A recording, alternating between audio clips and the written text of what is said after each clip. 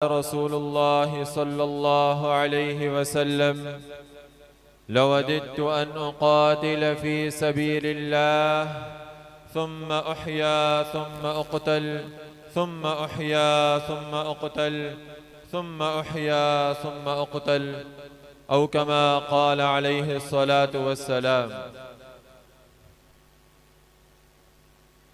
चली वो आंधी के तिनका बिखर गया आशियां का लेकिन, चली वो आंधी के तिनका बिखर गया आशियां का लेकिन, जो तोड़ दे मेरे हौसलों को अभी वो तूफान उठा नहीं है।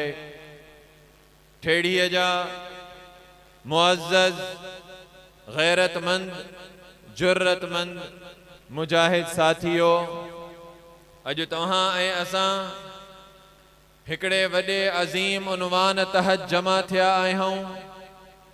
बल्कि अगर मां इहो चवां त हिन ठेड़ीअ जे शहर में बेजा न हूंदो त असां तहां ठेड़ाइन जे मुजाहिदाना किरदार जी हिक तारीख़ी वाक़े जे याद में अज जमा थिया हूं।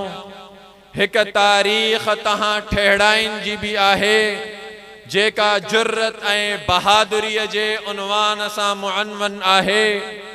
हिकड़ी तारीख़ तहां मुजाहिदन जी भी आहे जंहिंमें तहां जे आबाओ अजदाद जे किरदार खे अज असां भी याद करे फ़ख्र सां पंहिंजो गाटो ऊंचो करे हिन मुआशरे में हलंदा ऐं फिरंदा आहियूं। ऐं इन्हीअ तारीख़ खां कुछ वक्त पोइते हलिया वञो त हिकड़ी तारीख़ तहां जे ऐं असां जे आबाओ अजदाद यानी शुहदाए करबला जी भी आहे। बिन्हिन में को खास फर्क नाहे, बिन्हिन जे विच में को खास फर्क नाहे। उते भी वक्त जे यजीद सां वक्त जे हुसैन टकर वरतो हुयो, उते भी वक्त जे जालिम सां वक्त जे मजलूम टकर वरतो हुयो, उते भी वक्त जे जाबिर सां वक्त जे मजबूर टकर वरतो हुयो।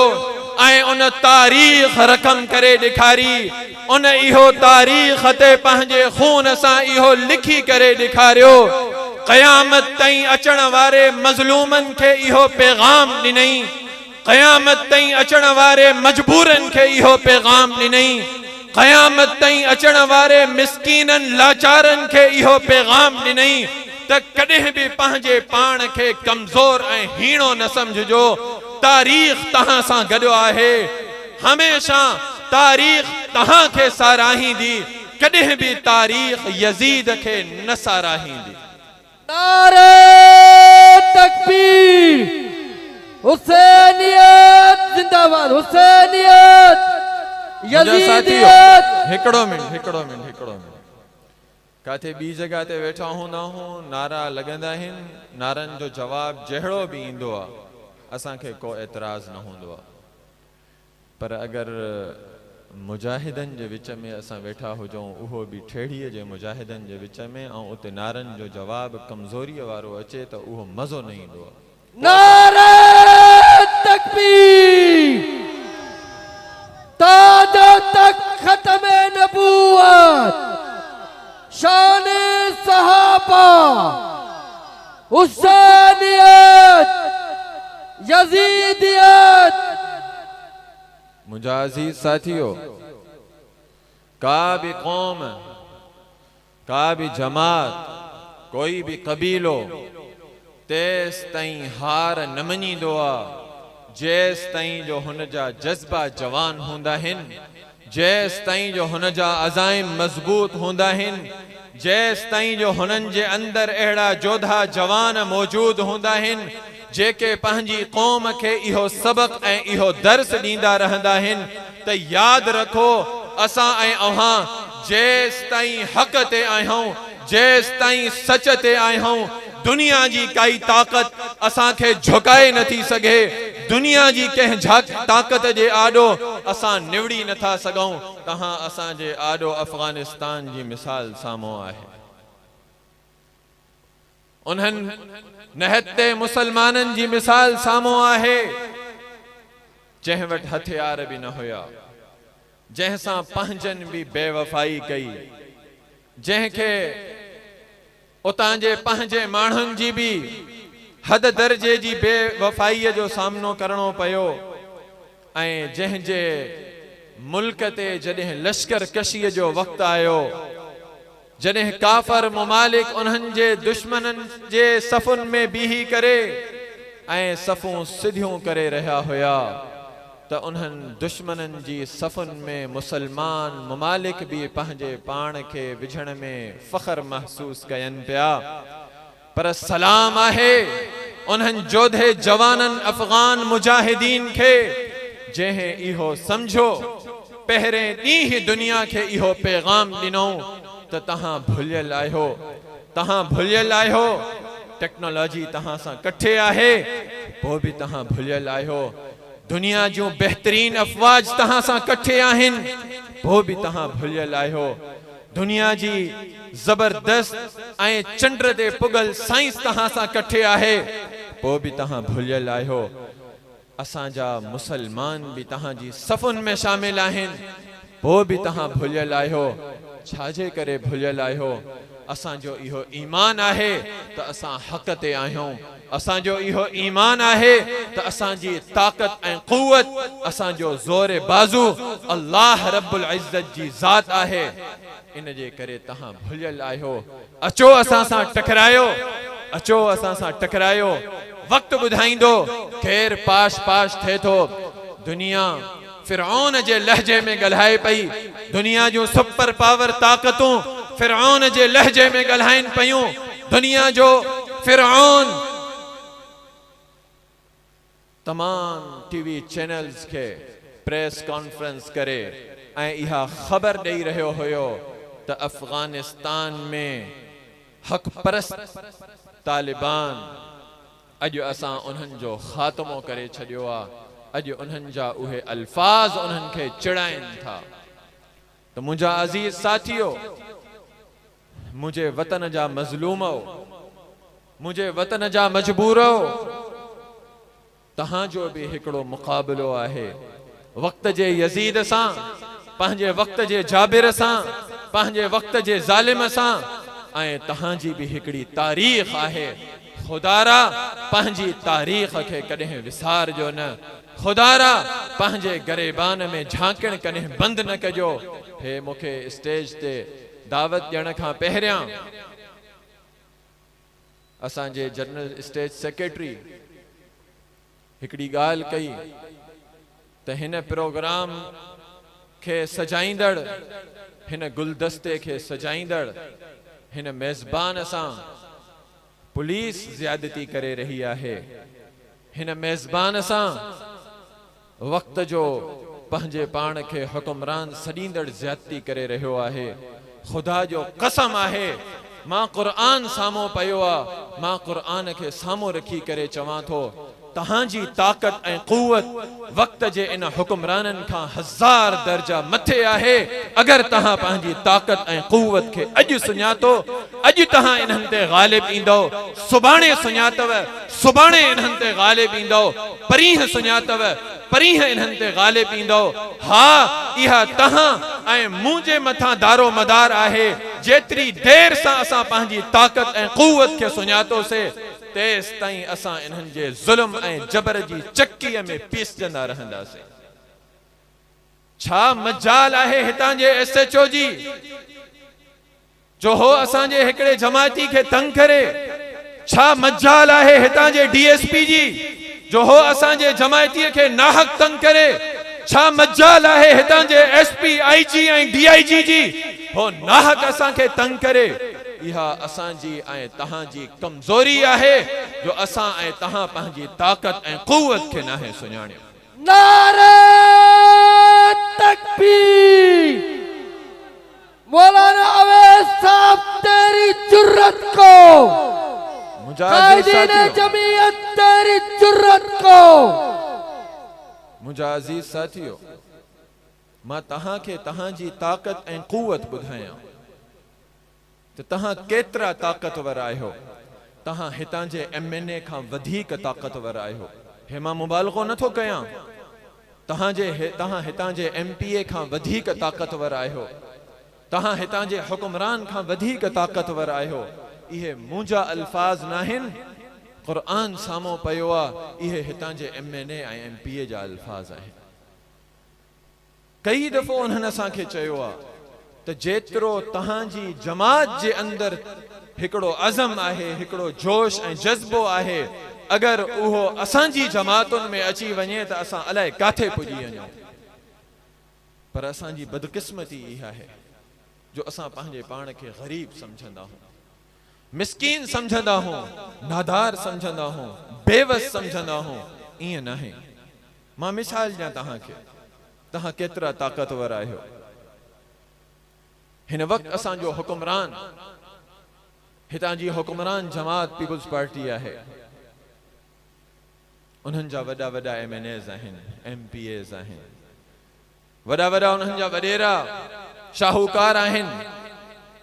पर तहां ॾिठो केॾी ज़िल्लत ऐं रुसवाईअ सां हिकिड़ो वक़्तु हुयो जॾहिं इन्हनि जो सरदार TV ते वेही करे वॾे मुतकब्बिराना लहजे में इहो चवंदो हुयो त नेब की क्या मजाल है कि वो मेरे ऊपर हाथ डाले। ॿुधाव इहे अल्फाज कंहिंजा हुया? कोई साथी ॿुधाए सघे थो? जी, जरदारी साहब। नेब की क्या मजाल के वो मेरे ऊपर हाथ डाले। छा हशर थियुसि, छा हशर थियुसि? हुन जो हशर इहो थियो जो पंहिंजे पुट खे अमेरिका मोकिलियईं ऐं चयईं त वञी उतां माफ़ी वठी अच ऐं पंहिंजे ग़ुलामनि खे, हिते जेके तुंहिंजा असांजा हुक्मरान तुंहिंजी ग़ुलामी करे रहिया आहिनि, उन्हनि खे उतां आर्डर वठी अची करे मोकिल त हाणे मुंहिंजी बस आहे, हाणे मां तहां सां न विढ़ंदुमि बस। इहा इन्हनि जी औकात आहे, इहा इन्हनि जी बहादुरी आहे, इहा इन्हनि जी शुजात ऐं गैरत आहे।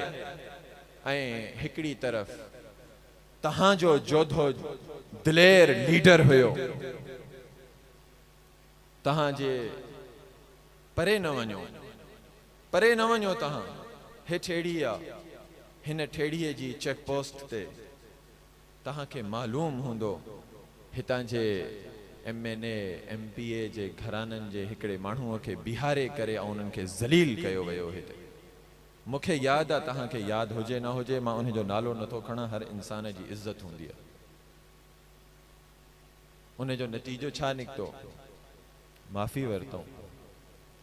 उन जे मुक़ाबले में हिकिड़ो तहांजो लीडर हुयो, उन खे ताक़त ऐं क़ुव्वत तहां बख़्शी हुई।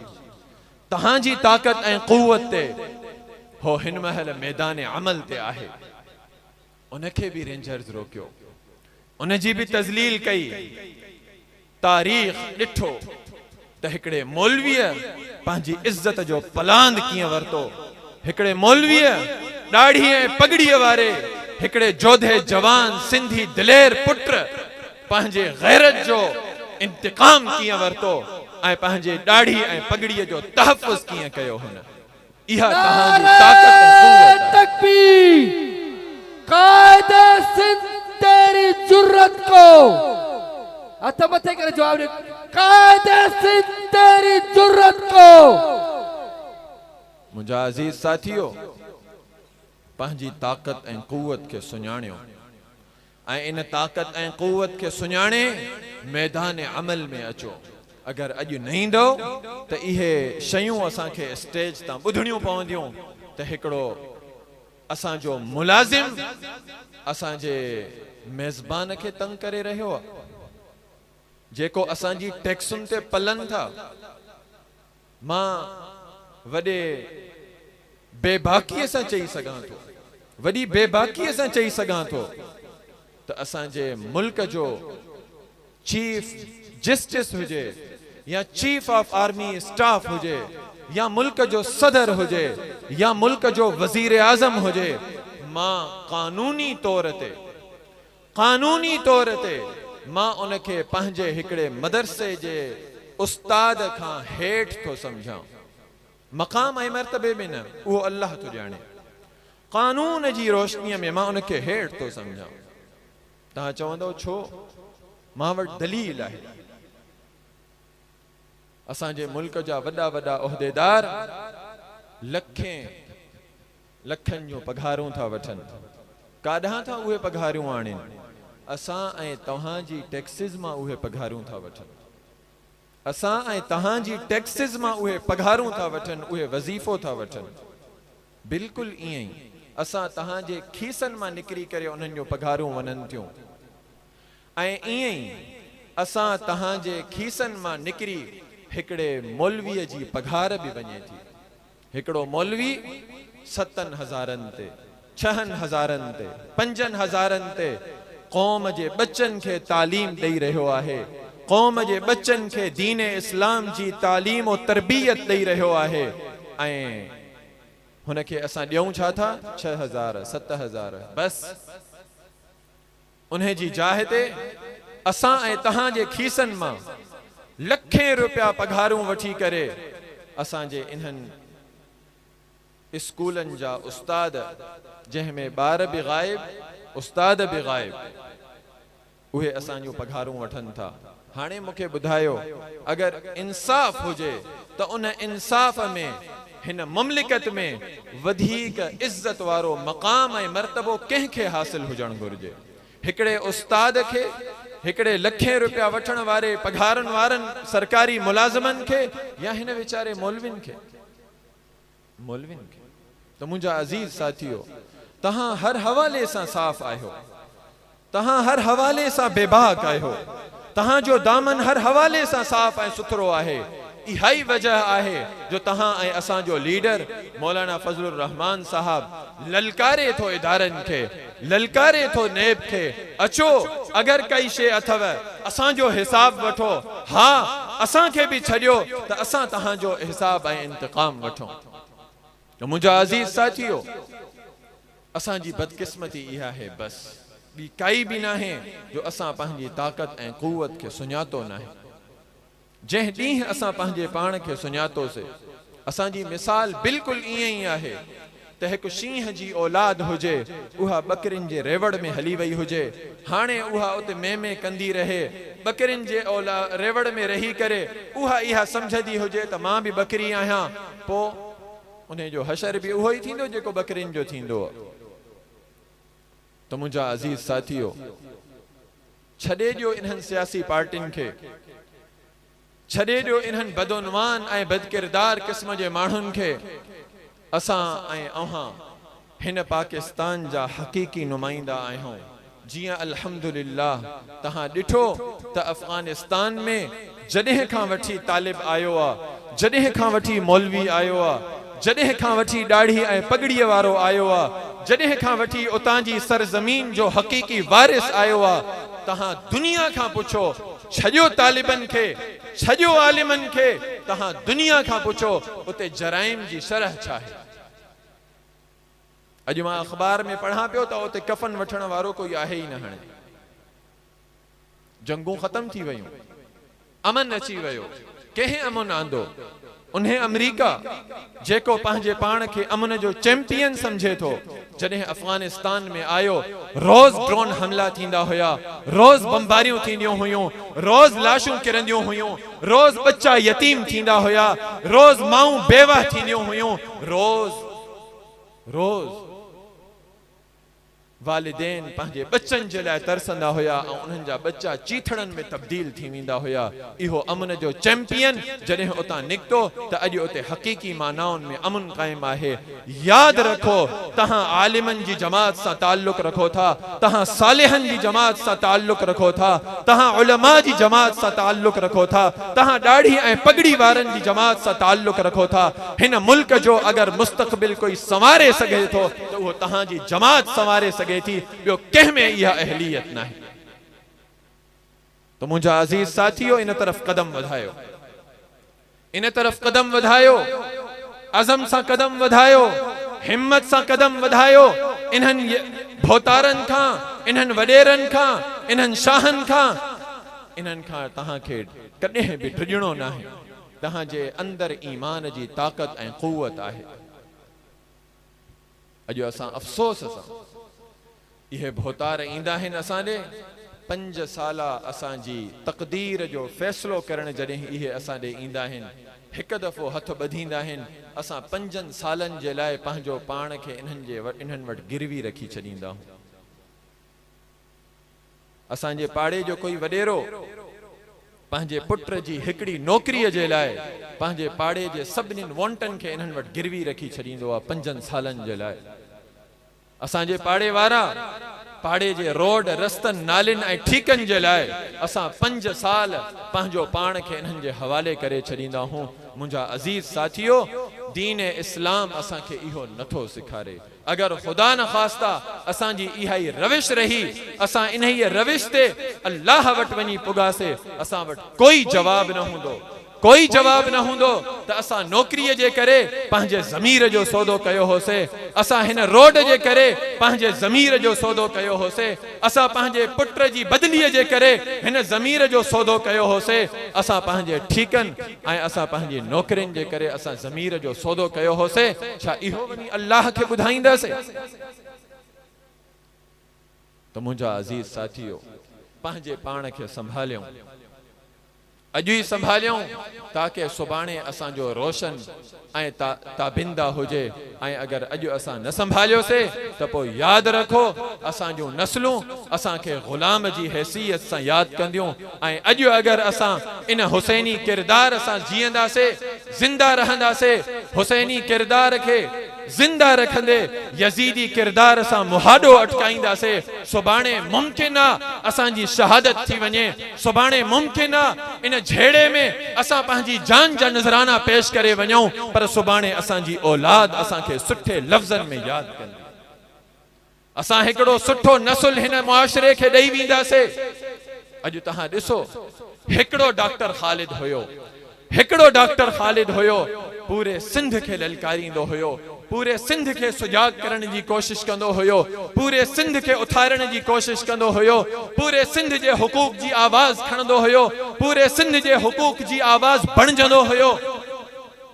उन इहे शयूं चवंदे चवंदे कुर्बानी ॾिनी, पंहिंजे जिगर गोशन जी परवाह न कयई, कुर्बानी ॾिनई। अॼु घणा डॉक्टर ख़ालिद महमूद मैदान अमल में आहिनि, राशिद जी शक्ल में मैदान अमल में आहिनि, नासिर जी शक्ल में मैदान अमल में आहिनि, तारिक जी शक्ल में मैदान अमल में आहिनि, उन्हनि जे बच्चनि जी शक्ल में मैदान अमल में आहिनि, उन्हनि जे रूहानी बच्चनि जी शक्ल में मैदान अमल में आहिनि।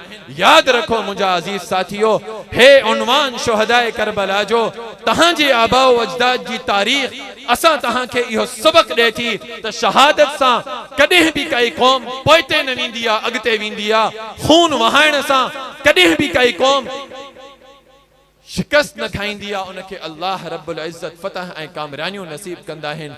दुआ है अल्लाह तबारक व तआला असांखे पंहिंजे आबाओ अजदाद जे नक्शे कदम ते हलण जी तौफ़ीक़ इनायत फरमाइन, जुर्रत ऐं बहादुरीअ सां असांखे जमाती ज़िंदगी गुज़ारण जी तौफ़ीक़ इनायत फरमाइन। हिननि वॾेरनि खां, हिननि भोतारनि खां, हिननि शाहनि खां, हिननि MNAs ऐं MPAs खां, हिननि ऑफिसरनि खां मुंहिंजा अज़ीज़ साथियो पंहिंजे दिलनि मां ख़ौफ़ कढी छॾियो, अल्लाह जो ख़ौफ़ विझी अल्लाह जो परचम थामे जॾहिं तव्हां निकिरंदो, ख़ुदा जो कसम आहे इन्हनि जी ज़बानुनि मां मां ॿुधो आहे त असां कमज़ोर आहियूं, तव्हांजी जमात ताक़तवर आहे।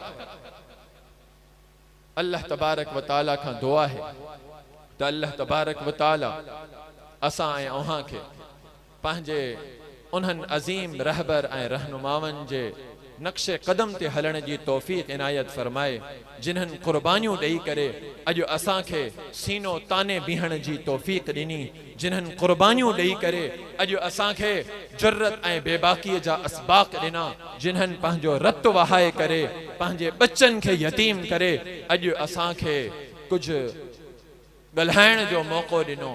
अल्लाह तबारक व तआला असां ऐं अव्हां खे उन्हनि पंहिंजे आबाओ अजदाद जे नक्श कदम ते हलण जी तौफ़ीक़ इनायत फरमाइन।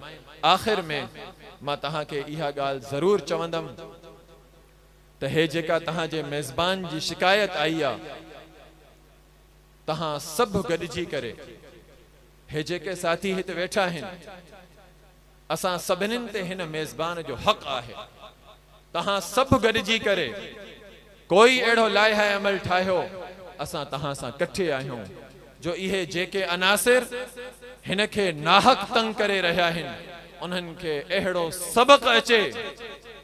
सबक अचे उन्हनि खे जो वरी हो कॾहिं हिन पूरी जमात जे कंहिं अदना कारकुन जे बारे में भी इहो नाहक फ़ैसिलो करण खां पहिरियां 100 दफ़ा सोचे अहिड़ी काई शइ ज़रूर थियण घुरिजे असां तहां सां कठे आहियूं जाथे असां खे सॾींदो इंशा अल्लाह ताला तहां असां खे अॻिते अॻिते पाईंदो अल्लाह तबारक व ताला असां ऐं अव्हां खे जुर्रत ऐं बेबाकी वारी ज़िंदगी अता फरमाए जुर्रत ऐं बेबाकी वारी मौत यानी शहादत जी मौत अता फरमाए व आखिर दावाना अनिल हम्दुलिल्लाहि रब्बिल आलमीन।